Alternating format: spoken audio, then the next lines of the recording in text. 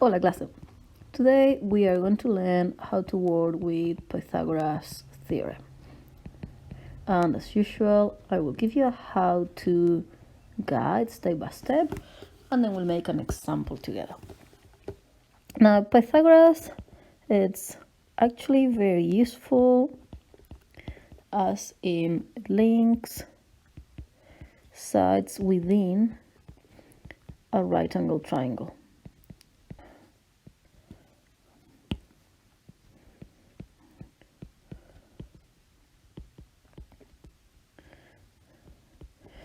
And what it's telling me is that the hypotenuse square equals the sum of the two short sides square.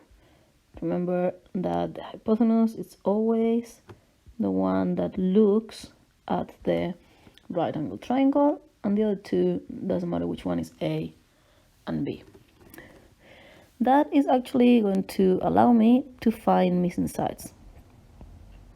Now for the how-to, first of all, I need to identify the missing side. Where is it within that triangle that it's a right angle? Then I need to check that the other two sides are known. I've got either the value or a way of getting to the values. If that is the case, I can substitute in the formula. And let's put it in here so it's actually a bit bigger. Wherever these sides are matching, I can substitute in there.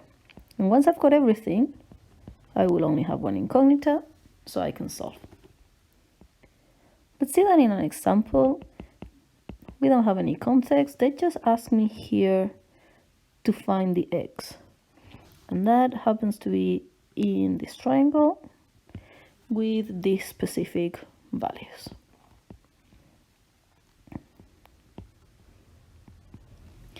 Now, first of all, I need to be thinking, how do I tackle it? They're not telling me to use Pythagoras.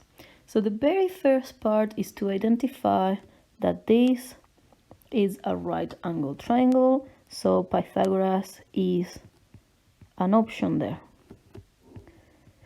From there, I need to think about that theorem, and the important one to identify is this one, the hypotenuse. So in this triangle, it's going to be this one. I need to find what I'm searching for, which is this x in here. So that's going to be one of the short sides. That means that this is going to be the other one.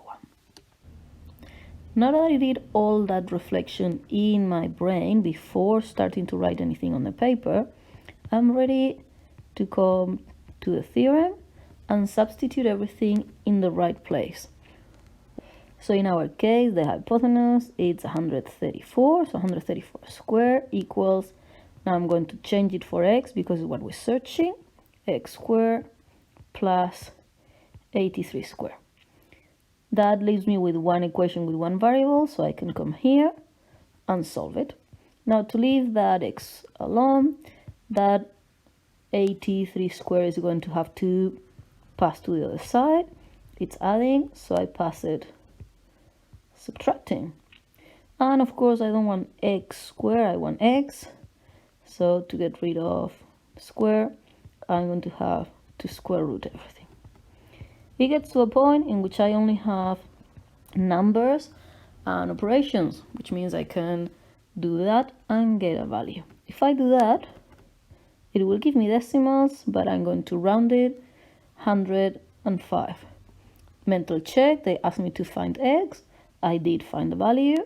That means that I'm done. So I box it and we finished. Now it's your turn to go and practice. Thanks for watching.